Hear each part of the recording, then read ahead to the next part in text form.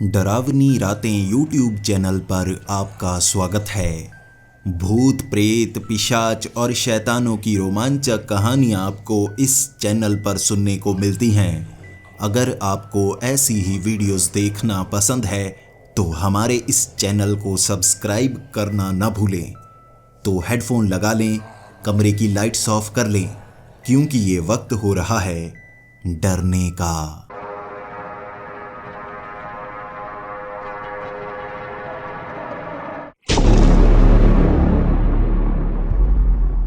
Hello दोस्तों, मेरा नाम धनुका है और मैं श्रीलंका का रहने वाला हूँ।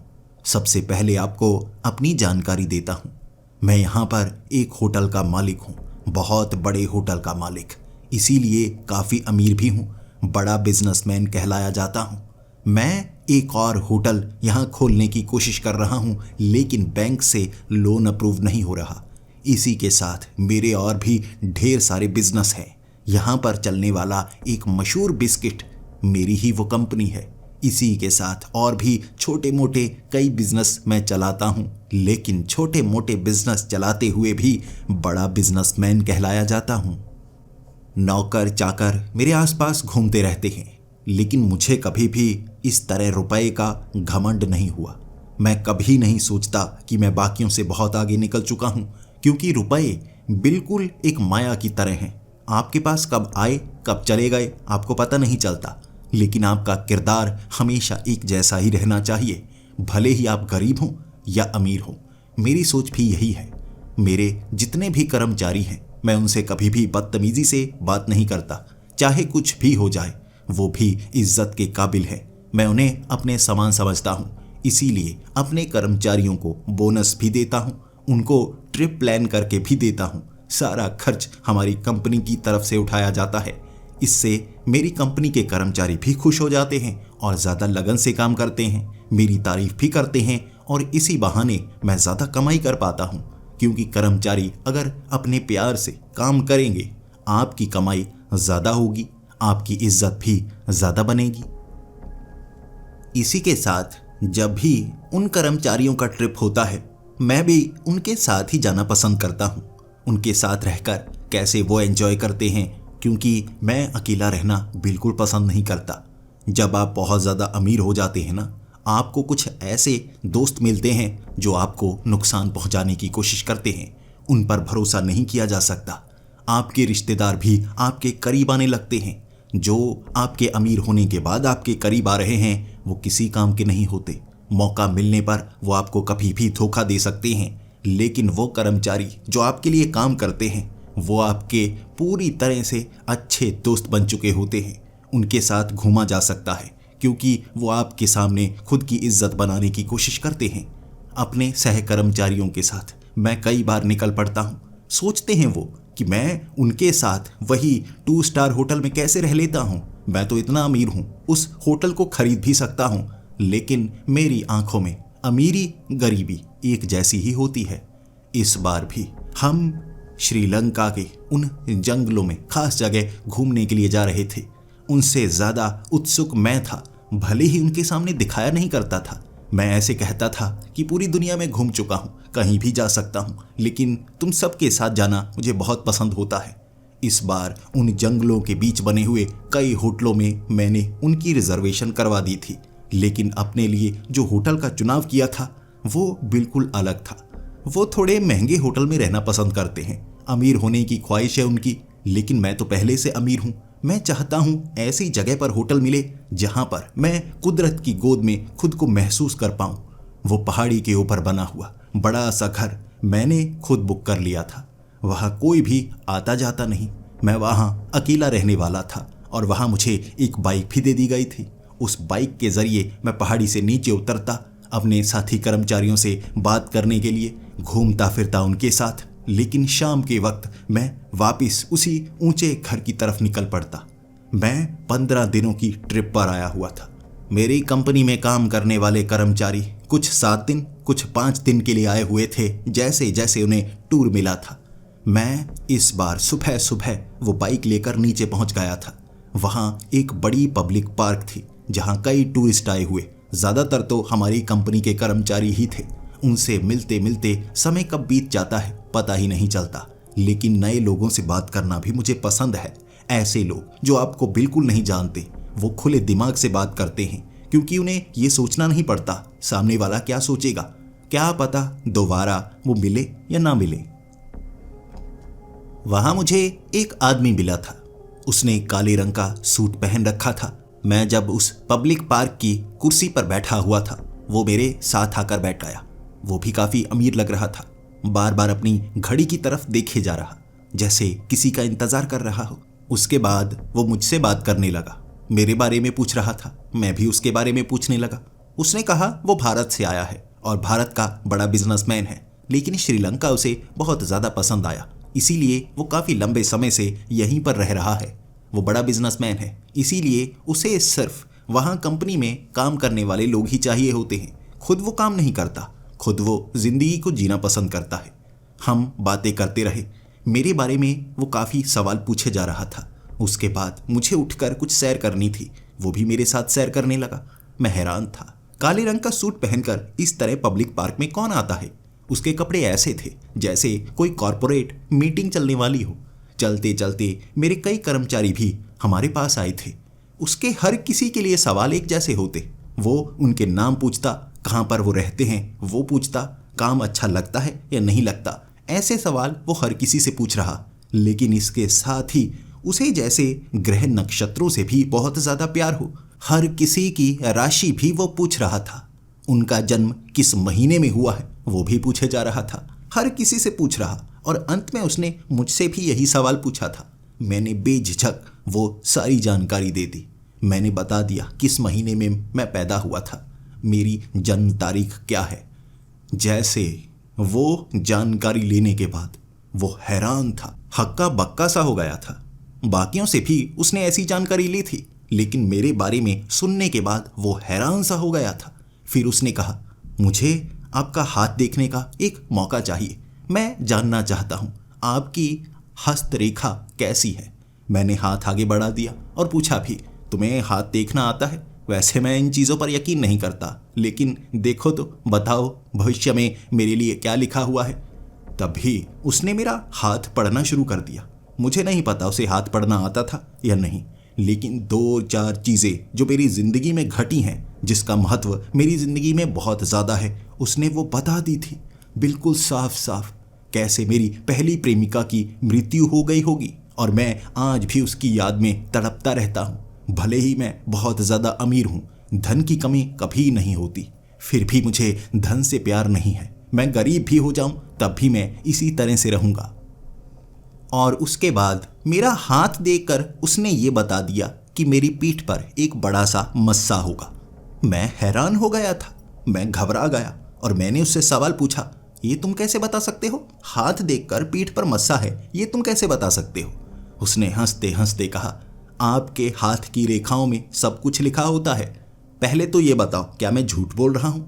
मैंने कहा, नहीं, झूठ नहीं बोल रहे, बात तो सच है। मैं हैरान इसलिए हूँ, आखिर तुमने अगर तुक्का भी लगाया तो ये तुक्का कैसे लगाया?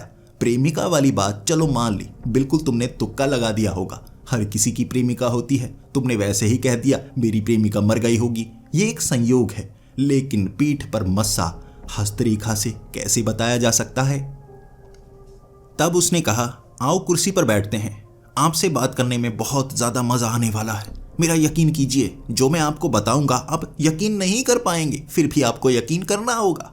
मैं भी काफी ज्यादा उत्सुक था, किसी और से अब बात करने का मन नहीं कर रहा। मैं जानना चाहता था हाथ पढ़ने के साथ साथ उसे क्या आता है। फिर मैं उस कुर्सी पर बैठकर उससे जानना चाहता था ये सब वो कैसे बता पा रहा है। और उसने जो जो बताया वो हैरानीजनक था।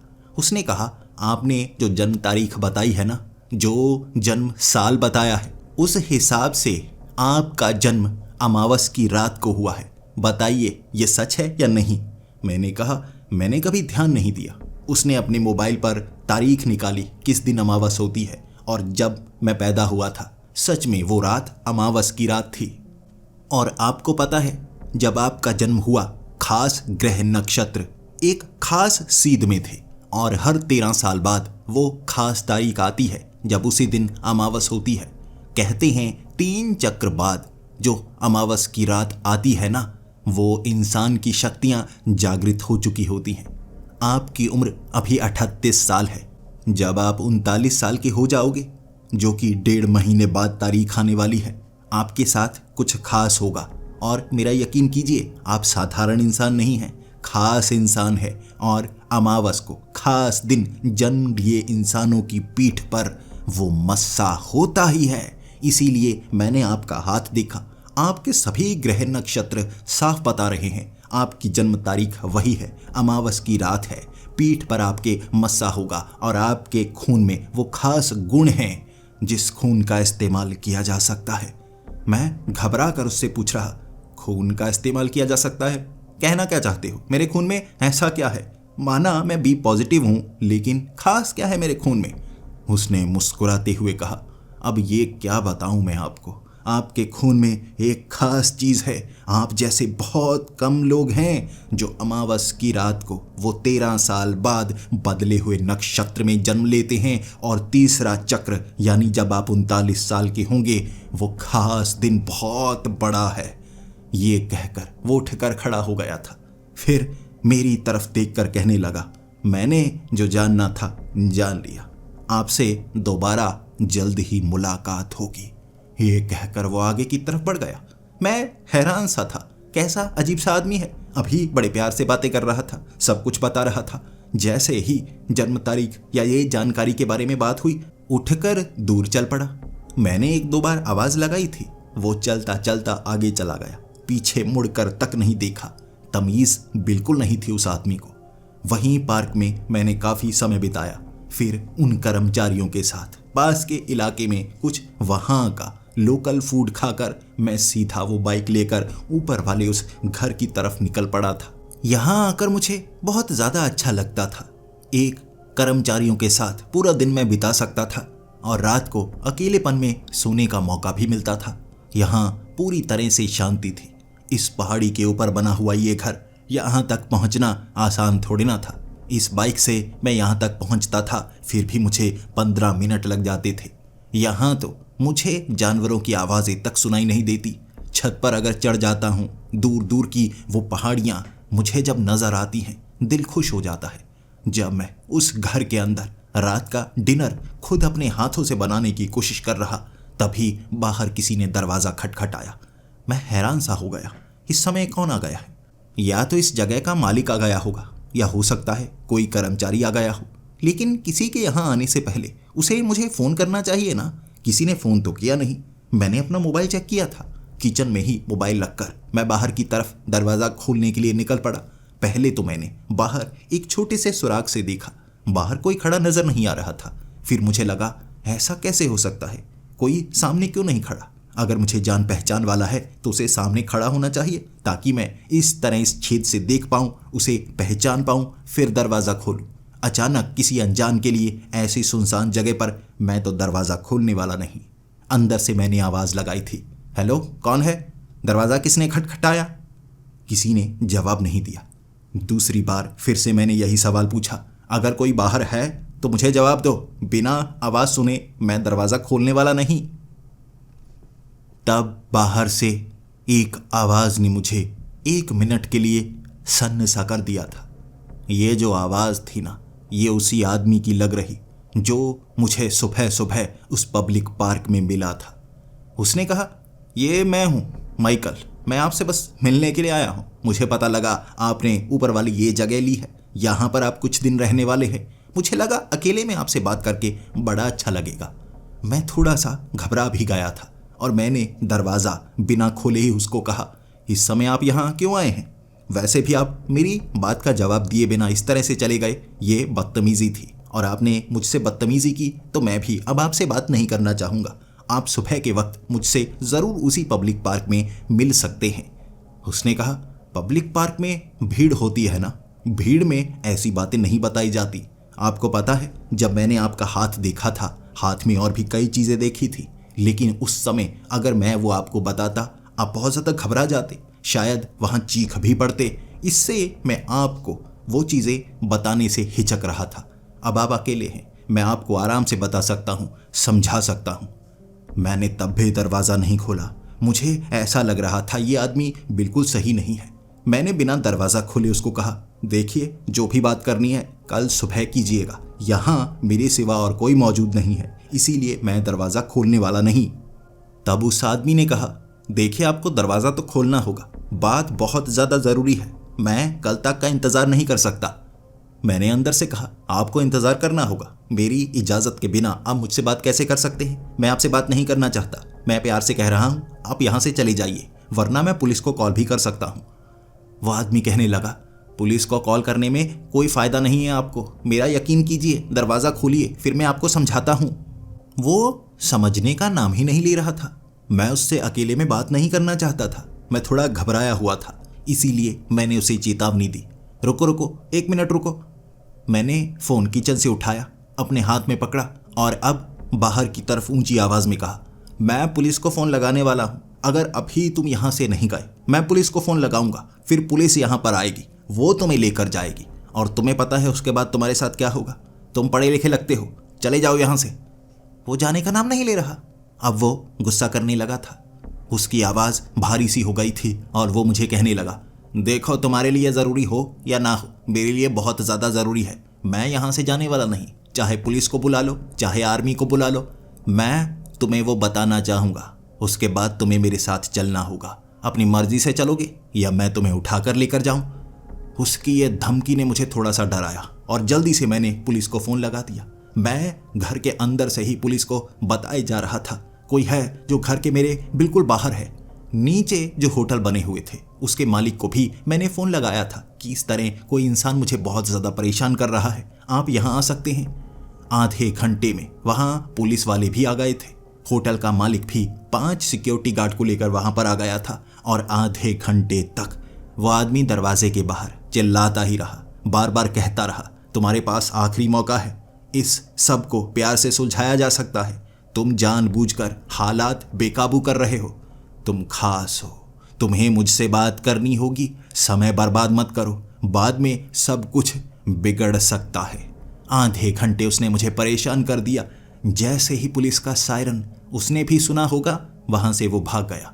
वहां से नीचे उतरने का सिर्फ एक ही रास्ता था, नीचे से पुलिस और वो होटल का मालिक सिक्योरिटी गार्ड के साथ आया था। वहां दरवाजे के आसपास बहुत ज़्यादा भीड़ लगी हुई थी। पहाड़ी से नीचे उतरने का एक रास्ता, यानी कि वो यहीं पर है। नीचे उतरा ही नहीं, पुलिस वाले, वो सिक्योरिटी गार्ड आसपास तलाश करने लगे थे। ये बड़ी सी पहाड़ी थी, ऊपर बना हुआ ये बड़ा सा घर। आसपास के इलाकों की तलाशी लेने के बाद भी उस आदमी को पहचाना नहीं जा सका। फिर वो पूछ रहे थे वो कैसा दिखता है। सुबह के वक्त मैंने उसे जैसा देखा था, उसके बाद मैंने वैसे ही हुलिये के बारे में बता दिया। वहाँ पर होटल का मालिक भी कह रहा था, हाँ हाँ वो काले कोट वाला, उसे तो मैंने भी देखा था। वो सवाल पूछ रहा था, जन्म तारीख पूछता है, हाथ देखने लगता है, लेकिन हाथ देखने के बाद बड़ा गुस्से में आ जाता है, उसके बाद बात नहीं करता। लेकिन आपके साथ उसने बात की? मैंने उसको सब कुछ बता दिया। हाँ, मेरा हाथ देखकर तो वो कह रहा था कि तुम खास हो। उसने कहा, अच्छा, वैसे ज़्यादातर वहाँ आसपास के जितने भी होटल के मालिक हैं ना, वो कह रहे थे बड़ा अजीब सा आदमी है, कई लोगों के हाथ देखता रहता है मुफ्त में, फिर उनके बारे में बताता है, लेकिन जैसे ही जन्म तारीख के बारे में, नक्षत्रों के बारे में वो जानता है, फिर वो वहाँ से चला जाता है जैसे किसी की तलाश कर रहा हो। ये बात सुनकर एक पल के लिए मैं थोड़ा सा घबराया था। उसके बारे में ज़्यादा अजीब बातें मुझे नहीं बताई गई। उस आदमी ने किसी को नुकसान पहुंचाया हो, इससे पहले ऐसी कोई बात यहाँ सुनने को नहीं आई थी। लेकिन मेरे पीछे क्यों पड़ा है? क्या मैं सच में खास हूँ? क्या वो अब मेरा पीछा छोड़ेगा या नहीं? थोड़ा सा घबरा गया था और पुलिस वालों ने भी मुझे कहा था, ये खाली घर में रहना आपके लिए सही नहीं होगा। ऐसा कीजिए, नीचे होटल के कमरे में आ जाइए, वहाँ आपको 5 स्टार होटल का कमरा बुक कर दिया जाएगा, वहाँ पर रहिए ना, इस तरह अकेले रहने में खतरा बढ़ सकता है। उनकी बात मैं नकार नहीं सकता था। यहाँ कई पागल लोग रहते हैं जो आपको नुकसान पहुँचाने की कोशिश करते हैं। वैसे भी वो जान गया है कि मैं घर में अकेला था, हो सकता है मुझे नुकसान पहुँचाने के लिए आधी रात को आ जाए और घर के अंदर वो घुस गया, फिर मुश्किलें बढ़ सकती हैं। उसने मुझे चेतावनी दी थी, मुझे थोड़ा डर कर रहना चाहिए। मैं सीधा उस 5 स्टार होटल के वो कमरे में पहुंच गया था। वहां शांति का एहसास था क्योंकि टॉप फ्लोर पर ये 17वीं मंजिल थी। ऊपर वाला पूरा हिस्सा मेरे लिए बुक किया गया था ताकि ज़रा भी शोर शराबा मुझे महसूस ना हो। नीचे एक क्लब भी बनाया गया था। उसमें जितने भी गाने चल रहे, हल्की हल्की मध्यम मध्यम सी आवाज़ ऊपर वाले फ्लोर तक आ रही। लेकिन मैं ज़्यादा परेशान नहीं हो रहा था। यहाँ मैं दूर वाली पहाड़ियाँ, वो ऊपर वाला घर भी बिल्कुल साफ साफ देख सकता था। तो मैं बेड पर बैठा हुआ, क्योंकि मुझे नींद नहीं आ रही थी, इसीलिए मैं उसी पहाड़ी की तरफ देखे जा रहा, उस घर की तरफ। फिर उस आदमी के बारे में सोच रहा। उसने मेरा पीछा किया, ऊपर तक पहुंचा। अगर मैं वहां पहाड़ी पर होता, वहां बड़ी मुश्किल थी। अगर वो घर के अंदर आ जाता, पुलिस से बात करने का मौका तक नहीं मिलता मुझे। और सबसे हैरानी की बात, नीचे उतरने का एक ही रास्ता था। वहां से वो नीचे उतरा नहीं, था वो ऊपर ही। लेकिन कोई उसे ढूंढ नहीं पाया। कहाँ जाकर छिप गया? कहीं पहाड़ी से पीछे वाले हिस्से में गिर तो नहीं गया? इससे तो शायद वो मर भी गया होगा। मैं उसके बारे में सोचे जा रहा था। उसका ख्याल दिमाग से निकल नहीं रहा था। अब मेरा ध्यान उस पहाड़ी के ऊपर पड़ा, उसी घर के ऊपर, क्योंकि वो काफी ज्यादा दूर था। मैं देख थोड़े ना सकता था वहां कोई आया है या नहीं। लेकिन जैसे ऊपर से कोई टॉर्च से इधर फ्लैश मारे जा रहा, बार बार कोई फ्लैश मार रहा था। मेरे सिवा ऊपर कोई नहीं था, यानी वो अब भी उसी घर में है। लेकिन इस तरफ टॉर्च से इस तरह से वो रोशनी को छोड़ रहा था, बार बार बंद करता चलाता, बंद करता चलाता, जैसे किसी को इशारा कर रहा हो। मैं घबरा सा गया, जैसे उसे पता लग गया कि मैं यहाँ किसी होटल के कमरे में हूँ। वही होगा ना ये। मैंने जल्दी से फोन घुमाया था, होटल के मालिक को इस बारे में बताया, और वो कह रहा था, आप चिंता मत कीजिए, इस समय वहां सिक्योरिटी गार्ड का जाना सही नहीं होगा। आपकी मदद करने के लिए गए, लेकिन अगर वो वहां पर है भी, चिंता मत कीजिए, कल सुबह देखिए क्या होता है। वहां भी ढूंढने के लिए मैं 10 लोगों को भेजूंगा, पुलिस वालों को भी बता दूंगा। उसकी पहचान शुरू कर दी गई है, उसे जल्द ही ढूंढ लिया जाएगा। आप चिंता बिल्कुल मत कीजिए। उसने मुझे शांत करवाया। तब मैं जाकर बेड पर लेटा था।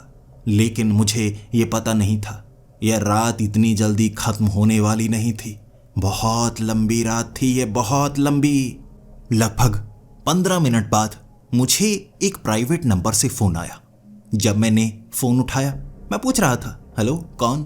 क्योंकि प्राइवेट नंबर से हमेशा बड़े बड़े बिजनेसमैन ही फोन करते हैं। कोई साधारण इंसान इस तरह प्राइवेट नंबर से फोन नहीं करने वाला, वो अफोर्ड ही नहीं कर सकते।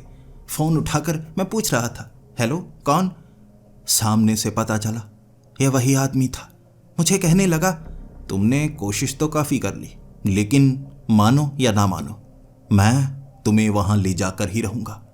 मैं आ रहा हूं, इंतजार करना मेरा, मैं आ रहा हूं। उसने ये कहा और मैं घबरा सा गया। फिर से मैंने ऊपर वाली पहाड़ी पर देखा, कोई भी टॉर्च फ्लैश नहीं हो पा रही थी, यानी वो ऊपर नहीं है। इसके बाद मैंने होटल के उस मैनेजर को फोन लगाया था। मैं उसको कह रहा, उसने मुझे धमकी दी है प्राइवेट नंबर से। मैंने पुलिस को भी फोन लगा दिया था। वो थोड़ा सा परेशान हो गए थे, क्योंकि आधी रात को बार बार उन्हें फोन लगाकर मैं परेशान किए जा रहा था। लेकिन मैं खुद परेशान था तो क्या करता। सिक्योरिटी गार्ड अब इस होटल के नीचे थे, किसी बाहरी को यहाँ आने की इजाजत ही नहीं थी। रात के वक्त कोई आ ही नहीं सकता था। एक पुलिस वाले को भी यहाँ पर बुला लिया गया था, वो भी बाहर वाले गेट पर ही खड़ा था। मुझे तब जाकर एहसास हुआ जैसे कुछ भी अब बुरा होने वाला नहीं। बार बार उसका फोन आए जा रहा, क्योंकि प्राइवेट नंबर को ट्रैक नहीं किया जा सकता, तो पुलिस वालों ने कहा था आप फोन स्विच ऑफ ही कर लीजिए। इसीलिए मैंने फोन स्विच ऑफ कर लिया था। उसके बाद पूरी तरह से शांति, अब कोई परेशान करने वाला नहीं। मैं आराम से अपने बेड पर लेटा हुआ था। तभी एक आवाज ने मुझे हिलाकर रख दिया। ये आवाज आई थी बाहर वाले शीशे पर। कांच पर कौन हाथ मार रहा है? क्या सच में बाहर वाले कांच पर? बाहर कोई सीढ़ियां नहीं थी, जैसे एक बड़े होटल के कमरों के ऊपर बाहरी तरफ कांच लगाया जाता है, वहां पहुंचने का कोई रास्ता नहीं होता। 2 बार वहीं से आवाज आई थी। मैं एकदम से घबरा गया। पर्दे हटाकर जब मैं बाहर देखने लगा, मुझे उस आदमी का चेहरा नजर आया। कांच पर छिपकली की तरह चिपका हुआ था। ये देखते ही मैं बहुत ज्यादा घबरा गया। मैं सीधा उस कमरे से नीचे की तरफ उतरने लगा। मैं पूरी तरह डरा हुआ था और सीढ़ियों से नीचे उतर रहा। फोन तक नहीं उठा पाया था मैं 2 फ्लोर नीचे सीढ़ियों से उतरा। उसके बाद लिफ्ट के जरिए नीचे पहुंचा। नीचे रिसेप्शन पर मैंने पूरी घटना को बताया। सिक्योरिटी गार्ड मेरे साथ, एक पुलिस वाला मेरे साथ। ऊपर वाले फ्लोर पर पहुंचे और वहां से मैं कहने लगा, बाहर कांच पर मैंने देखा, कांच पर छिपकली की तरह चिपका हुआ। शायद उसने रस्सी टांगी होगी ना पीठ पर, ऊपर से नीचे उतरा होगा। यही हो सकता है। अब नीचे से ऊपर थोड़ी ना चढ़ा जा सकता है। 17वीं मंजिल तक पहुंचना बहुत ज्यादा मुश्किल होगा। तब वो पुलिस वाला भी मेरी तरफ शक की निगाह से देख रहा था। इसी के साथ वो सिक्योरिटी गार्ड भी। हर कोई मुझे यही समझा रहा, बाहर की तरफ कांच पर कोई चिपक ही नहीं सकता, ऐसा हो ही नहीं सकता। लेकिन फिर भी मेरा मन रखने के लिए सीढ़ियां चढ़कर वो छत पर गए थे। छत पर कोई मौजूद नहीं, कोई रस्सी नहीं थी, ऐसा हो ही नहीं सकता। वैसे भी होटल के अंदर किसी को आने दिया ही नहीं गया, ऐसा कैसे हो सकता है। मैं घबरा सा गया था। मुझे समझ में नहीं आ रहा, आखिर वो आदमी मेरे पीछे क्यों पड़ा है, क्यों मुझे परेशान किए जा रहा है, क्यों। बस मेरा पीछा छोड़ दे। मैं इसीलिए अब उस जगह रुकना नहीं चाहता था। मैं रुका 3री मंजिल पर। नीचे 3री मंजिल पर पहुंचने के बाद एक छोटा सा कमरा मुझे दे दिया गया। आसपास के कई कमरों में और भी कई गेस्ट थे, लेकिन मेरा वाला वो कमरा सुरक्षित था, आसपास से और लोगों से घिरा हुआ। वहां सिक्योरिटी कैमरास भी लगे हुए थे। अब मुझे चिंता करने की कोई ज़रूरत नहीं थी। मैं घबराया हुआ बेड पर लेटा। आधी रात का वक्त था, नींद मुझे आ नहीं रही, डर मुझे बहुत ज़्यादा लग रहा। इसके बाद वक्त रात के 3 बजे का होगा। एक आवाज़ ने मुझे चौंका कर रख दिया। मैं हैरानी से इधर उधर देखने लगा। नींद अभी तक मुझे आई नहीं थी, लेकिन मेरे इस कमरे के अंदर ही आवाज़ हुई है। यकीनन कोई ना कोई अंदर है या कोई चीज़ अपने आप गिरी है। मेरा दिमाग बहुत तेज चल रहा था। जब आप घबराए हुए होते हैं ना, दिमाग तेज चलने लगता है। कुछ सेकंड के लिए बिल्कुल आवाज़ नहीं हुई। मेरे दिल की धड़कन थोड़ी काबू में आई तो बाथरूम से फिर से आवाज़ हुई।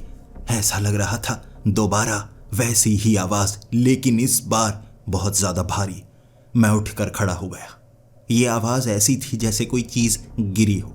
मैं धीरे धीरे बाथरूम की तरफ जा रहा, ये जानने के लिए क्या सच में बाथरूम में कोई चीज़ गिरी है या ये आवाज़ वो साइड में बने हुए छोटे से छेद से आई है, यानी वेंटिलेशन के लिए बनाया गया वो छेद जहां पर पंखा भी लगा था और पाइप के जरिए बाहर वो हवा निकलती थी। जैसे ही मैं बाथरूम में पहुंचा, सूट बूट में वो आदमी, भयानक चेहरा, मेरी तरफ देखता हुआ कह रहा, मैंने तुम्हें कहा था मुझसे बात कर लो, देखो मुझे कैसी कैसी जगह से निकल कर आना पड़ रहा है, अब तुम्हें बात करनी है या नहीं करनी है। मैंने जल्दी से वो दरवाज़ा बाथरूम का बंद कर दिया और एक बड़ी चीज़ उस दरवाजे के साथ फंसाई। वो दरवाज़ा तेज़ी से खोलना चाहता था। उसने वो दरवाजे को तोड़ भी दिया, लेकिन तब तक मैं वो दरवाजे से बाहर आ गया चिल्लाता हुआ। मेरी चीखने की आवाज़ सुनकर वो होटल का मैनेजर, जो वहीं पर उस समय भी मौजूद था, और 2 सिक्योरिटी गार्ड भागे भागे करीब आए। मैंने उन्हें पूरा सच बता दिया, लेकिन मुझे नहीं पता था वो मुझ पर यकीन कर रहे हैं या नहीं, मुझे शांत करवा रहे। मैं कह रहा वो आदमी मेरे कमरे में है, उन्हें मुझ पर बिल्कुल यकीन नहीं था। जैसे ही उन्हें मैं अपने कमरे में लेकर गया, सामने वाला टूटा हुआ वो दरवाज़ा वो हक्के पक्के से हो गए। फिर भागकर बाथरूम में देखने लगे। मैंने कहा यही था। वो बाहर वाला दरवाज़ा मैंने बंद कर दिया था, वो तोड़ा नहीं गया। शायद वो अंदर ही हो, लेकिन अंदर मिला नहीं। फिर देखा उन्होंने उस छेद को, वेंटिलेशन फैन जहां पर लगाया जाता है, छोटा सा छेद, वो फैन को उखड़ा गया था, अंदर की पत्तियों को तोड़ा गया था। शायद वो इस रास्ते से अंदर आया था, लेकिन वो हैरान, ये जगह काफ़ी छोटी थी, इससे कोई बड़ा इंसान अंदर नहीं आ सकता। वो तो काफ़ी तगड़ा था ना, 6 फुट लंबा था। मैंने उसी को देखा, वो मुझसे सवाल कर रहे, और मैंने कहा मैं पागल लगता हूँ। उसी को देखा, वो मुझे धमकी दे रहा था, उसने मुझे पकड़ ही लिया था, वो तो मैंने दरवाज़ा बंद कर दिया। वो पागल है, मेरे पीछे पड़ा हुआ है, और उसका चेहरा भी भयानक सा था। मैं ये उन्हें कहना नहीं चाहता था कि वो कोई साधारण इंसान नहीं, कोई भूत प्रेत या पिशाच है, क्योंकि अगर मैं कुछ ऐसा कहता तो कोई मुझ पर यकीन नहीं करता। इसीलिए मैं कहे जा रहा था वो साधारण आदमी है जो मुझे मारना चाहता है। उनका मानना था कोई इंसान उस छोटे से हिस्से से अंदर नहीं आ सकता। वो पुलिस वाला जो ड्यूटी पर यहाँ लगाया गया था, उसे भी उस कमरे की जांच करने के लिए बुलाया गया। उस रोशनदान को, वेंटिलेशन वाले उस छेद को देखने के बाद उसने भी कहा इसे उखाड़ा गया है, यानी इसका इस्तेमाल किया गया है। आप कह रहे हैं सूट बूट वाला वो आदमी यहाँ आया, छेद तो छोटा है, इससे इंसान निकल नहीं सकता।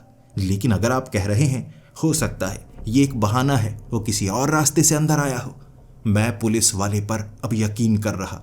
हाँ, ऐसा हो सकता है जानबूझकर इसे उखाड़ा गया ताकि जब मैं उसे देखूं बाद में मुझे लगे वो यहीं से आया है और सब मुझे पागल समझने लगे। हो सकता है किसी और रास्ते से आया हो। क्या होटल के अंदर दीवारों में कोई छेद तो नहीं, ऐसी जगह जहां से एक कमरे से दूसरे कमरे में जाया जा सके? होटल का मैनेजर मेरी तरफ देखते हुए कह रहा, सर ये कमरे बहुत मोटी दीवार से अलग किए गए हैं, ऐसे नहीं है कि एक कमरे से कोई दूसरे कमरे में चला जाए। ये कोई सस्ता होटल नहीं है सर, 5 स्टार होटल है। आप कैसी बात कर रहे हैं? मैंने कहा 5 स्टार होटल है तो सिक्योरिटी कैसी है? कोई अंदर कमरे के आ गया, मुझे धमकी देकर गया और आप पकड़ तक नहीं पाए। सिक्योरिटी कैमरे चेक कीजिए आप। उसके बाद मुझे नीचे ले जाया गया क्योंकि ये उसके लिए शर्मिंदगी की बात थी। सिक्योरिटीज कैमरा चेक किए गए, पूरी रात के चेक किए गए। ऊपर कोई नहीं आया था, बाहरी तरफ तो कोई कैमरा लगा नहीं होता, बाथरूम में कोई कैमरा लगा नहीं होता, इसीलिए उसका एक सबूत तक ना मिला। आखिर वो कहां से आता है, कहां चला जाता है, कोई पहचान नहीं पा रहा। डर के मारे वो रात में मैनेजर के साथ गुजार पाया था। उसका वो खास कमरा, उसके साथ 2 सिक्योरिटी गार्ड भी वहीं पर थे, वहीं पर वो सोए, लेकिन मुझे पूरी रात नींद नहीं आई। इस बार सही से जैसे रात गुजरी कुछ बुरा नहीं हुआ। सुबह होते ही मैं बहुत ज़्यादा घबराया हुआ। मुझे लग रहा था यहाँ रुकना सही नहीं होगा, कोई मेरी मदद नहीं कर पा रहा, कोई उसे पकड़ने के जैसे काबिल ही ना हो। मैं वहाँ से जाना तो चाहता था, लेकिन जब मेरी कंपनी के कर्मचारियों को इस बात का पता लगा कि कोई मुझे पूरी रात परेशान कर रहा था, सब चिंतित थे। कम से कम 80 लोग थे जो वहाँ ट्रिप पर आए हुए, और ये उनके लिए बेइज्जती वाली बात थी कि वो साथ हैं और कोई मुझे नुकसान पहुंचाना चाहता है। वो जिद करने लगे, सर आप हमारे साथ रहिए, सर आपको कोई और होटल का कमरा करवाने की ज़रूरत नहीं है, हमारे साथ रहिए। 3 स्टार होटल में हमारे भी कमरे हैं, आपको भी बीच में एडजस्ट कर लेंगे, एक कमरा आपके लिए निकाल लेंगे। डरने की बात ही नहीं, कोई नहीं आ सकता सर, हमारे होते हुए आपको कोई धमकी देकर जाए। देखते हैं आज हमारे साथ घूमिए सर, डरने की कोई बात नहीं। मैंने उन पर भरोसा किया। सच में इतने कर्मचारी हैं, वो पूरा का पूरा होटल बुक कर रखा था, वहाँ कोई मुझे नुकसान पहुँचा जाए ऐसा हो ही नहीं सकता। इसीलिए पूरा दिन मैं उनके साथ घूमा। एक पब्लिक पार्क में गया, एक जगह बफे लगा हुआ था, उनसे बातें करता रहा, उन्हें कई मोटिवेशनल स्पीचेस दी, कैसे गरीबी से अमीरी में पहुंचा जाता है, छोटे काम को कैसे लगन से किया जाता है और बड़े काम को कैसे शिद्दत से किया जाता है। हर चीज़ मैं उन्हें बताता जा रहा था, लेकिन जैसे ही अंधेरा घिरा दिल की धड़कन अपने आप तेज़ होने लगी थी। ऐसा लग रहा था जैसे कोई बुरी चीज़ आज होने वाली है। वो होटल में कई कमरे थे, लेकिन मुझे जो कमरा दिया गया था बिल्कुल बीच वाला। ऐसा हो ही नहीं सकता कोई इस कमरे तक पहुंच जाए और किसी और को पता ना चले, जबकि मेरे साथी कर्मचारियों ने ये तक कह दिया था कि मेरे कमरे में जो खाना देने आएगा भी वो भी मेरी कंपनी का कोई कर्मचारी ही होगा, यानी बाहर से कोई अंदर तक खाना तक नहीं लाएगा, और अच्छे से चेक करेंगे मेरे वो कर्मचारी। 1 घंटा उसके बाद वो खाना मेरे तक पहुंचाएंगे, यानी कोई गड़बड़ हो ही नहीं सकती। मैं भी सुरक्षित महसूस करने लगा। मुझे 5वीं मंजिल का तीसरा कमरा दिया गया था। बालकनी उसमें थी, बाहर की तरफ झांक रहा। यहाँ ऊपर तक पहुँचना असंभव काम था, लेकिन पहले भी वो ऐसा एक असंभव काम कर चुका है, इसलिए डर का माहौल मेरे लिए भी था।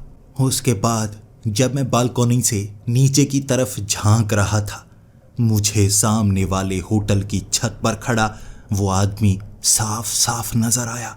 उसे देखते ही मैं घबरा गया और ऊंची आवाज में उसने भी मुझे कहा था, आ रहा हूं मैं, इस बार बात करके रहूंगा। ये कहकर वो वहीं पर खड़ा रहा और मैं जल्दी से पीछे भागा। पास के कमरे में मेरी कंपनी का जो मैनेजर था, मैंने उसे बताया। वो 2 लड़के उसी के साथ उस समय बातें कर रहे। जैसे ही वो मेरे कमरे तक पहुंचे, वो जो आदमी था ना सूट वाला, वो उस बिल्डिंग की छत पर अब भी मौजूद, किसी से नहीं डरता हो जैसे, वहीं पर खड़ा। तब यहाँ से ये आवाज़ें लगा कर कह रहे, भाग जा, तू हमारे सर को डरा रहा है। उन्होंने पुलिस को भी फ़ोन लगा दिया था। इसी के साथ सामने वाली उस बिल्डिंग के मालिक को भी, वहाँ पर कई सिक्योरिटी गार्ड थे, उन्हें फ़ोन लगा कर कह दिया गया, छत पर चेक करो, वहाँ पर वो आदमी है, उसे पकड़ा जाए, उसे यहाँ से बाहर निकलने नहीं दिया जाए। 15 मिनट तक वो ऊपर ही था।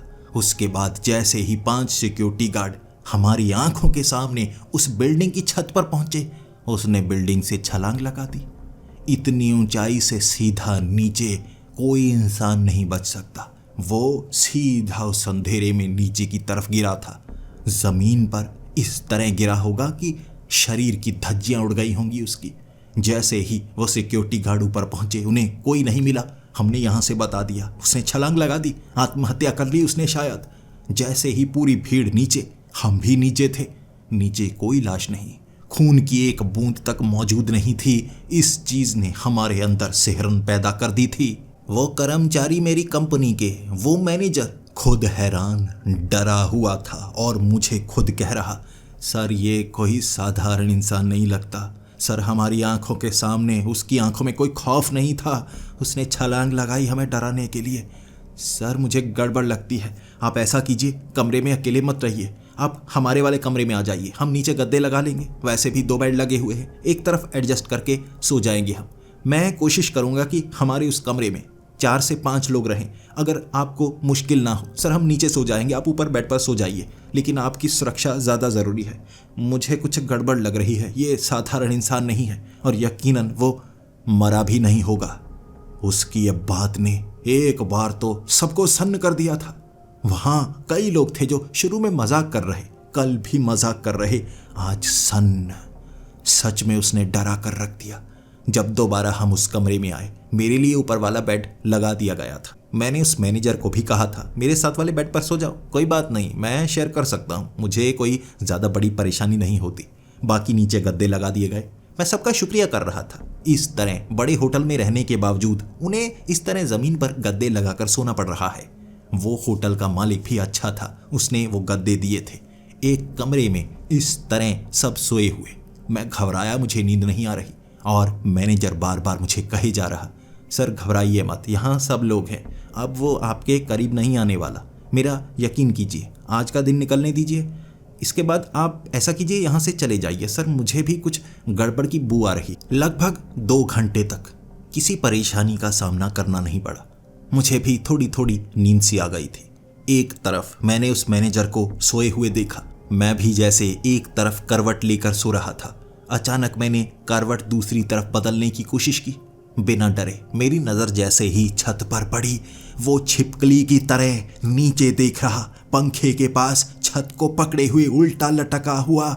उसकी आंखें पड़ी पड़ी थी और वो मुझे देख रहा। उसकी आंखें देखते ही सिहरन पैदा हो गई।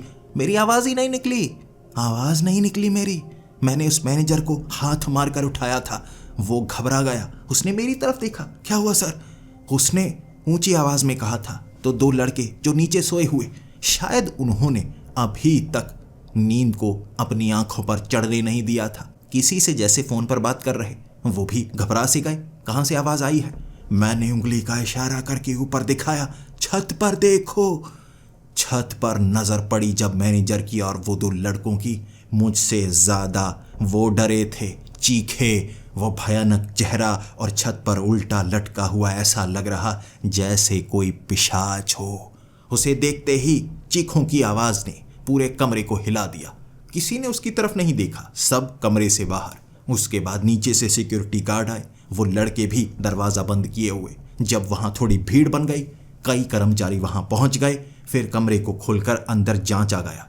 किसी को कोई ढूंढ नहीं पाया। ऐसा लग रहा था वो कहीं से प्रकट होता है, छोटी सी जगह से निकलकर आ जाता है, फिर गायब हो जाता है। है वो भयानक, है वो खतरनाक, कर कुछ भी सकता है, पीछे मेरे पड़ा है। इसीलिए सब घबराने लगे थे और मुझे वहाँ से दूर जाने के लिए कहा गया। आधी रात को मैं वहाँ से निकला था, आधी रात को, आंखों में नींद चढ़ी हुई, लेकिन वहाँ से जाना ही शायद सही था, क्योंकि वहाँ मुसीबत बढ़ती जाती। गाड़ी के ज़रिए 4 घंटे ड्राइव करने के बाद ड्राइवर ने मुझे मेरे घर तक पहुंचाया था।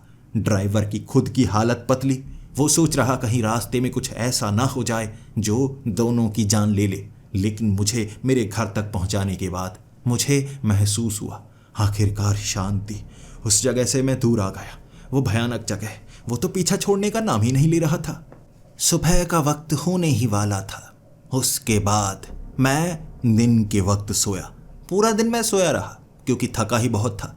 पिछली 2 रातों से बहुत ज़्यादा परेशान था। किसी ने मुझे तंग भी नहीं किया। कई काम वाले वो लड़के जो घर की सफाई कर चुके थे, मेरे लिए खाना बना चुके थे, लेकिन मैं पूरा दिन नहीं उठा। रात के 8 बजे जब मेरी नींद खुली, वहाँ कई लोग थे, कुछ अपॉइंटमेंट लेकर आए हुए। पूरे दिन में मैं किसी से मिल ही नहीं पाया, इसीलिए रात के वक्त कई ऐसे थे जो उस जगह छोड़कर यहाँ आ गए थे मेरी सेहत के बारे में जानने के लिए। वो मैनेजर भी यहीं पर मौजूद। मेरा चेहरा देखते ही वो काफ़ी खुश हुआ और कहने लगा, सर यहाँ पर सही है ना, ये अच्छा किया आपने वहाँ से निकल आए, और सर आपके बिना मुझे भी अच्छा नहीं लग रहा था। देखो सर, मैं आपके साथ रहना ही पसंद करता हूँ। उसकी बातें ऐसी थी जैसे वो चापलूसी कर रहा हो, लेकिन उसकी आंखों में वो खौफ था। वैसा खौफ मेरी आंखों में भी था। मैं समझता था उसके लिए चापलूसी भी ज़रूरी है क्योंकि वो मैनेजर था, लेकिन डर उसकी आंखों में भी था। कुछ बातें करने के बाद अंधेरा होते ही वो वहाँ से चला गया। धीरे धीरे भीड़ खत्म होने लगी और मैं ऊपर वाले कमरे में पहुंचा। इस बार घर में आकर सच में सबसे ज़्यादा अच्छा लगा था। ठान लिया था मैंने, दोबारा ऐसी सुनसान जगह पर मैं कभी नहीं जाऊंगा, अनजान से बात नहीं करूंगा। जब मैं अपने बेडरूम में पहुंचा था ना, मैं सीढ़ियां चढ़कर ऊपर वाले फ्लोर में गया। वहां बना हुआ वो बेडरूम, सामने से मैंने पुरानी वाली नॉवल उठाई। एक तरफ कई किताबें मैं दीवार पर हमेशा टिका कर रखता हूँ, कभी मन करे कुछ पन्ने पढ़ लेता हूँ। वो नॉवल हाथ में पकड़े मैं बेडरूम में पहुंचा और बेड पर लेटा हुआ वो आदमी, मैं सन्न सा हो गया। चीखना चाहता था, लेकिन उसने जो किया चीखने लायक नहीं छोड़ा मुझे। उसकी बाजू रबर की तरह लंबी हो गई थी। उसने मेरे गले को पकड़ा। चीखना चाहता था, चीख नहीं पाया। फिर खींचा उसने और मुझे भी बेड की एक तरफ खींचकर बिठा दिया। सामने से उसका भयानक चेहरा और लंबे लंबे दांत, आंखें पूरी लाल थी जैसे खून जम गया हो आंखों में। बाल लंबे लंबे से जैसे नीले रंग के थे और उन नीले बालों में कुछ ऐसे बाल थे जो टूट टूट कर गिर रहे। करीब से देख रहा, उसकी चमड़ी में कई झुर्रियां थे। देखने में वो जवान भी लग रहा जैसा उसका डील डॉल था, लेकिन चेहरे की झुर्रियां ये बयां कर रही थीं उसकी उम्र 70 से 80 साल होगी या उससे भी ज़्यादा हो सकती है। चेहरे पर बड़े बड़े कट थे। हड्डियां चेहरे के अंदर की भी मुझे साफ नजर आ रही थीं और आंखों का रंग बीच बीच में बदलता। ऐसा लगता जैसे बड़ा समंदर उसकी आंखों में समा गया हो। मेरी गर्दन पकड़ रखी थी उसने, मेरे मुंह पर हाथ रखा हुआ, रबर की तरह, जैसे कोई अजगर लपेट लेता है ना अपने शिकार को अपनी उस कुंडली में। उसने अपनी बाजू से ऐसी कुंडली बनाई थी। गर्दन भी मरोड़ रखी थी मेरी, मुंह पर भी हाथ रखा। सांस ले पा रहा लेकिन बोल नहीं पा रहा, भाग नहीं पा रहा, चीख नहीं पा रहा, बस उसकी आंखों में देखे जा रहा। तब उसने एक भयानक सी आवाज में कहा था, तुम सीधे तरीके से नहीं मान रहे, तुम बच नहीं सकते, तुम्हारा जन्मदिन जल्द ही आने वाला है। तीसरी कड़ी, 13 साल की तीसरी कड़ी, और ये जो अमावस होगी तुम्हारे जन्म तारीख उस अमावस को पड़ती है। उस दिन तुम्हारा खून पवित्र होगा और उस खून का इस्तेमाल मुझे करना है। क्यों नहीं मान रहे? मुझे इतनी ज़बरदस्ती करनी पड़ रही है तुम्हें यहाँ से ले जाने के लिए। अब तुम खुद चलोगे या मरना चाहोगे? लेकर तो मैं तुम्हारी लाश को भी जा सकता हूँ और तुम्हारे खून को सूखने तक नहीं दूंगा। खून बहता रहेगा, दिमाग तुम्हारा मैं खोपड़ी से बाहर निकाल लूंगा। फिर भी सही से कहूँ शरीर जिंदा होगा, दिमाग मर चुका होगा। अब समझ रहे हो ना, मैं कोई साधारण इंसान नहीं हूँ, पिशाच हूँ, पिशाच, खून पीने वाला रक्त पिशाच नहीं, वन पिशाच हूँ मैं। और मेरा खास कार्य जो तुम्हारे लिए ही है, तुम्हारा इंतजार कर रहा था। वो इंसान जो उस खास नक्षत्र ग्रह वाले दिन जन्म ले चुका हो, उसका पवित्र खून मुझे नया जीवन दे सकता है। तुम खास हो, क्यों डरते हो मुझसे? तुम्हारी मौत साधारण मौत नहीं होगी, कुर्बानी होगी, कुर्बानी। मैंने किसी तरह उसे धक्का दिया, उसकी पकड़ से छूट पाया। शायद उसने अपनी पकड़ ही ढीली की हो। जो वो मुझे बताना चाहता था उसने बता दिया। उसकी आंखों में मुझे मौत नजर आ रही थी। जैसे ही मैं भागकर नीचे आया, वो कहाँ चला गया पता नहीं। वहाँ घर में काम करने वाले कई लोग थे, 5 सिक्योरिटी गार्ड थे। घर में कोई आया नहीं, सिक्योरिटीज कैमरा में कोई नजर नहीं आया। कमरे में कैसे घुसा, कैसे गायब हुआ, कुछ नहीं पता, लेकिन मैं ये जानता था वो मुझे मार कर ही छोड़ेगा। ऐसे मेरा पीछा छोड़ने वाला नहीं। मुझे किसी की मदद लेनी चाहिए। मैंने फ़ोन घुमाने शुरू कर दिए। जितने भी लोग मुझे जानते थे, ऐसी चीज़ों पर यकीन करने वाले, सबसे मैं पूछ रहा। बाबा वाबा पर मैं यकीन नहीं करता था, क्योंकि छुटमुट बाबा ऐसे भूतों प्रेतों से आपका निवारण नहीं करवा सकते। कई कहानियां सुनी थी मैंने, कई लोग फंसे हुए, इसीलिए मुझे लगा किसी बड़े से मदद लेनी चाहिए। एक ऐसा ही तांत्रिक जो बहुत ज़्यादा मशहूर था, कहते हैं अपनी ज़बान पर इंसानी हड्डियां पैदा कर देता है वो। लेकिन मैंने जब उसे अपनी मुसीबत बताई, वो हैरान, परेशान, लेकिन मुझे डराने वाली बातें कर रहा था। उसने कहा, वन पिशाच। वन पिशाच, उसके बारे में बहुत कम लोग जानते हैं। इतना पता है, वन पिशाच आपका पीछा करे तो उससे बचना मुश्किल होता है। वन पिशाच को मारना बहुत ज़्यादा मुश्किल है, पीछा छुड़ाना फिर भी आसान। लेकिन जो तुम बता रहे हो ये तो बहुत नई बात है। अमावस को पैदा हुए, तुम्हारा जन्मदिन नज़दीक है, तुम्हारे खून से वो कुछ करना चाहता है।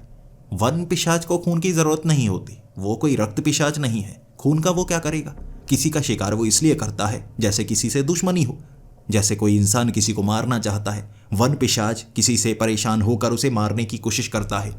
तुम्हारे पीछे हाथ धोकर पड़ा है, तुम्हारे रक्त का इस्तेमाल करना चाहता है, लेकिन कैसे करेगा मैं नहीं जानता। तुम इस तावीज़ को गले में पहने रहना, यह तावीज़ तुम्हारी रक्षा करेगी। मैं तुम्हारे साथ भी आ जाऊं, लेकिन तुम्हारी मदद नहीं कर सकता। एक वन पिशाच से मुकाबला करना मुझे भी अच्छे से नहीं आता। ये तावीज़ तुम्हें बचा ज़रूर सकती है। अगली रात वो तावीज़ को पहने मैं घर में ही था। वो पिशाच मेरे कमरे में कैसे आ गया मुझे नहीं पता। सामने खड़ा होकर मुझे कह रहा, तुम तैयार हो साथ आने के लिए? आज मैं तैयार हूँ, चलो मेरे साथ, वरना तुम्हारी लाश को लेकर जाऊंगा। तावीज़ मैंने पहना हुआ था, लेकिन फिर भी उसने मेरी बाजू को पकड़ा। फिर उसे जैसे बिजली का झटका लगा हो, पीछे गिर गया। गुस्से में उठा था और मैं मुस्कुराने लगा। शायद मैं बच गया, लेकिन उसने अपने नाखून से मेरे गले के वो तावीज़ को ऐसे उतार दिया जैसे हम चाकू से किसी चीज़ को काट देते हैं। एक तरफ तावीज़ पड़ा और उसने मेरी गर्दन को पकड़ा, मेरी आंखों में आंखें डाल कहने लगा, कोई नहीं बचा सकता तुझे, कोई नहीं बचा सकता। जितनी कोशिश करनी है कर ले, तू बस मुझे परेशान कर सकता है और कुछ नहीं। कर ले कोशिश, कर ले कोशिश। अगर अपनी मर्जी से नहीं आ सकता, 7 दिन में तेरी लाश लेकर जाऊंगा। हर दिन तुझे यहाँ आकर मिलूंगा। जो भी तू कर सकता है, जिसे भी तू ला सकता है, ला। तू पुलिस को ले आ, सेना को ले आ, बाबा तांत्रिक जिसे लाना चाहता है लेकर आ। तेरी लाश यहीं से उठाकर लेकर जाऊंगा। किसी में दम है तो रोक के दिखा दे। उसने मुझे हिला दिया था। मुझे लग रहा मेरी मौत पूरी तरह से संभव है, मुझे कोई बचाने वाला नहीं। लेकिन अमीर होने का फ़ायदा, वो रात मैंने फ़ोन घुमाए थे। चाहे देश हो या विदेश, जो भी इसके बारे में जानता था, मैं हर किसी से बात कर रहा। तब मुझे पता लगा हमारे शहर के प्रोफेसर अजीत के बारे में। प्रोफेसर अजीत जो जानवरों पर शोध कर रहे हैं, वो जानवरों के विशेषज्ञ हैं और शायद उन्होंने ऐसे वन पिशाच का सामना पहले भी किया है। उनसे बात मेरी फ़ोन पर ही हुई थी। फ़ोन पर वो मुझसे ज़्यादा उत्सुक लग रहे। आखिर आधी रात को आपके घर में ऐसी बात के लिए कौन आता है? वो सीधा मेरे घर पे पहुंच गए थे। मुझसे पूछ रहे, तुम्हारा पीछा सच में वन पिशाच कर रहा है क्या? वो वन पिशाच है, कोई और तो नहीं हो सकता। मैंने कहा, सर इंतज़ार कीजिए, पहचान अपनी वो खुद करवा देगा। आधे घंटे में वो वन पिशाच मेरे कमरे में था। प्रोफेसर अजीत मेरे बिल्कुल पीछे खड़े, मुझसे ज़्यादा घबराए वो लग रहे। मुझे कान में उन्होंने कह दिया था, इससे कह दो कि मैं तुम्हारा बचाव करने के लिए नहीं आया हूँ, लेकिन तुम्हारा कोई खास काम है, इसीलिए मैं तुम्हारे साथ हूँ। मेरा यकीन करो, इससे सीधा मुकाबला नहीं किया जा सकता, इसे यहाँ से भेजो। तब मैंने भी उस वन पिशाच को कहा था, देखो मैं तुमसे निपटने के बारे में सोच नहीं रहा, ये मेरे साथी हैं, मैं काम की कुछ चीज़ें करना चाहता हूँ, इसीलिए मुझे परेशान मत करो। मैं तुम्हारे साथ चलने को तैयार हूँ, लेकिन मुझे समय चाहिए। मुझे परेशान मत करो, मेरे किसी साथी को परेशान मत करना। मुस्कुराता हुआ वन पिशाच वहाँ से गया था। उसे जो चाहिए था वो मिल गया। और मुझे समय मिल गया।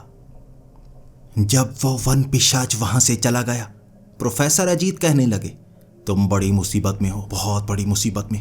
ये वन पिशाच किसी का ऐसे पीछा नहीं करता जैसे तुम्हारा पीछा कर रहा है। अमूमन ये दुश्मन की तरह किसी को मारने के लिए आता है, मारकर चला जाता है, लेकिन तुमसे कुछ खास चाहिए। ना तो तुम्हें मार रहा है, तुम्हें जिंदा ले जाना चाहता है कहीं पर। तुमने हामी भरी है तो इसे फंसाने की कोशिश हम भी करेंगे। कल पूर्णिमा की रात है। पूर्णिमा की रात को एक वन पिशाच सबसे कमजोर होता है, क्योंकि ये रोशनी से खफा होता है। इसको रोशनी मात दे सकती है। सूरज की रोशनी में एक वन पिशाच खुद को जिंदा नहीं रख सकता, इसीलिए अंधेरे में छिपता छिपता रहता है और अमावस की रात को इसकी शक्तियां सबसे ज्यादा उच्चतम स्तर तक होती हैं। वहां ये कुछ करता है। ये खून नहीं पीता। तुम्हारा खून इसे क्यों चाहिए, इसका पता कल लगाएंगे। इसकी कमजोरी है वो पेड़ जिसके आसपास ये रहता है। वो पेड़ पर एक लाल रंग का निशान बना होगा। खून की तरह जैसे निकल रही वो परतें पहचान में आ जाएंगी। वो पेड़ एक वन पिशाच से जुड़ा होता है। मान लो दो जिस्म एक जान। वन पिशाच को वन पिशाच इसीलिए कहा जाता है क्योंकि आधा हिस्सा वन से जुड़ा होता है। वन यानी कि कुदरती पेड़, और दूसरा हिस्सा पिशाच का। ये इसीलिए कुछ करना चाहता है। वो पेड़ को ढूंढो। उस पेड़ को ढूंढने के बाद उस पर किए वार वन पिशाच को कमजोर करेंगे। इससे कहो कि तुम्हें कल ही जाना है, वहां कल जाना है, और वहां जाकर मुझे सबसे पहले बताओ मेरा खून क्यों चाहिए। और इससे कहो बिना मारे अगर काम कर सकते हो तो मैं वो करवाना चाहूंगा। उसके बाद वो रात वन पिशाच से मैं दोबारा मिला। सौदा किया कल रात का। वो मना कर रहा। मैंने कहा सिर्फ मैं कल जाऊंगा। अगर तुम मेरी मर्जी से कुछ करवाना चाहते हो तो सब कुछ मेरी मर्जी से ही होगा, तुम्हारी मर्जी नहीं चलेगी। वो मान गया, लेकिन मैं अपने साथ प्रोफेसर अजीत को भी ले जाने वाला था। प्रोफेसर अजीत के साथ मैं अकेले। वन पिशाच उस गाड़ी में नहीं था, वो पहले ही वहां पहुंच गया। रफ्तार बहुत तेज थी। उस जगह से मेरे घर तक आने का रास्ता 3 से 4 घंटे का था। 4 घंटे का सफर वो हर रात बार बार तय कर लेता था। इतनी तेज रफ्तार उसकी। जंगल के उस हिस्से में वो मुझे लेकर गया था, प्रोफेसर अजीत मेरे साथ। उसने सवाल बहुत पूछे, मैंने जवाब दिए ही नहीं। पूर्णिमा की रात, चांद की रोशनी उसे कमजोर कर रही। चलने की रफ्तार कम थी उसकी। वैसे वो बहुत तेज, बाजू को लंबा भी नहीं कर पाता। इंसानों की तरह चलता हुआ मुझे उस जगह लेकर गया। आसपास लकड़ियों से ऐसे बड़ा झोंपड़ा बनाया हुआ, लेकिन कुदरती पेड़ों का था वो। प्रोफेसर अजीत एक बंदूक लेकर आए थे जिसमें थी 6 गोलियां। 6 चांदी की गोलियां। चांदी की गोलियों से, चांदी की चीजों से पिशाच को मारा जा सकता है, लेकिन वन पिशाच पर चाहे जितनी गोलियां चला दो वो नहीं मरेगा। उसका आधा शरीर ही उसकी कमजोरी है और आधे शरीर में ही तो ताकत है। वो पेड़, वो कमजोरी भी है, ताकत भी है। हर रात उसे उस पेड़ को एक बार छूना पड़ता ही है, वरना वो कमजोर हो जाएगा और जल्दी मर सकता है। लेकिन अगर बार बार वो उस पेड़ के करीब आएगा तो सामने वाले को भी पता लग जाएगा पेड़ कहां पर है, और उस पेड़ को नुकसान पहुंचाने पर वन पिशाच को मारा जा सकता है। जब हम वहां पर पहुंचे थे, सामने रखा एक बड़ा सा फट्टा, जिस पर एक तरफ खून के निशान, दूसरी तरफ पड़ी तलवार। नीचे कई खोपड़ियां पड़ी थी, एक तरफ हड्डियां कंकाल वाली। ऐसा लग रहा जैसे सर कलम किए गए हों। वहां पर कई निशान थे वहां। और तब उसने कहा था, यहां पर तुम्हें कुर्बानी देनी होगी। तुम्हारी कुर्बानी एक और पेड़ को जन्म देगी। हमारे लिए यही रास्ता होता है। बच्चों को जन्म देने के लिए एक वन पिशाच को एक इंसान की कुर्बानी चाहिए। वो इंसान जो अमावस की रात को जन्म लिया हो। तीसरी कड़ी में इस जगह पर लेकर आना पड़ता है। पहचान करना बहुत मुश्किल है। इंतजार करना पड़ता है, हमें मुश्किलों का सामना करना पड़ता है। तुम मिले हो तो मेरी संतान उत्पत्ति के लिए वो रक्त तुम्हारा होगा। मैं उस फट्टे के पास ही था। प्रोफेसर अजीत वहां से बड़ी जल्दी खिसके थे। पास के उस पेड़ को ढूंढना था, क्योंकि इतनी आसानी से वो रक्त वाला पेड़ सामने जाहिर होने नहीं देता। प्रोफेसर अजीत कब वहां से खिसके पता ही नहीं चला, क्योंकि मैं उसे बातों में उलझा रहा, बार बार रहम की भीख मांग रहा, कह रहा मैं जिंदा रह सकता हूँ, देखो तुम्हारे लिए काम भी आ जाऊं, मैं जिंदा भी रह जाऊं, कुछ ऐसा करो ना। उसका ध्यान मेरे ऊपर था और दूसरी तरफ पूर्णिमा की रात होने के कारण उसकी शक्तियां भी कमजोर, वो भांप ही नहीं पाया। पीछे वाला वो रक्त वाला पेड़ जैसे ही ढूंढ निकाला था, प्रोफेसर अजीत ने गोलियां चलानी शुरू कर दी थी। उन्होंने जैसे ही गोलियां उस रक्त के ऊपर जलाई, इस तरफ भस्म होता वो वन पिशाच साफ नजर आ रहा। रक्त के उस पेड़ से जैसे रक्त निकलता गया, इस तरफ खत्म होता गया वो वन पिशाच। वहां कुल्हाड़ियों से उस पेड़ को काट डाला था। वो पेड़ कटने के बाद अपने आप आग में झुलसने लगा। इतनी आसानी से इतना मोटा पेड़ काटा नहीं जा सकता, लेकिन एक कुल्हाड़ी से बड़ा कट लगता, वहां से आग निकलने लगती, अपने आप पेड़ जैसे जलने लगता। वो भस्म हुआ पेड़ अंत था उस वन पिशाच का।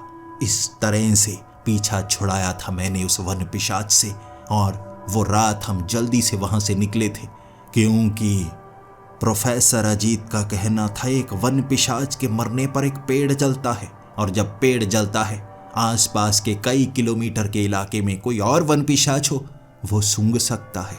जल्दी भागो, जैसे किसी इंसान के मरने पर पुलिस आती है, उसी तरह एक वन पिशाच के मरने पर दूसरा वन पिशाच आता है। ये तो तुम्हें सिर्फ बिना तड़पाए अपने काम के लिए मारना चाहता था, वो अगर समझ गया तो तुम्हें तड़पा तड़पा कर मारेगा। वहां से गाड़ी लेकर जब हम निकले, खौफ का माहौल था, लेकिन वो आखिरी रात थी जब कुछ भयानक हुआ। हम वहां से निकल आए और दोबारा मुझे किसी वन पिशाच ने परेशान नहीं किया।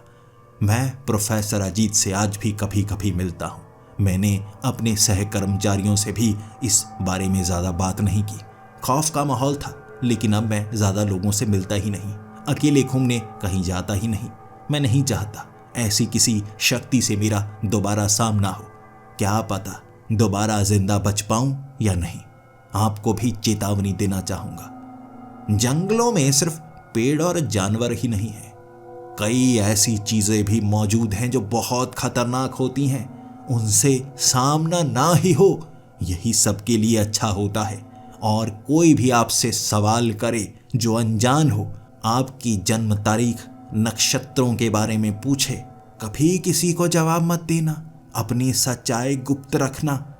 क्या पता तुम्हारा खून किसी के लिए खास हो और वो तुम्हारे पीछे पड़ जाए।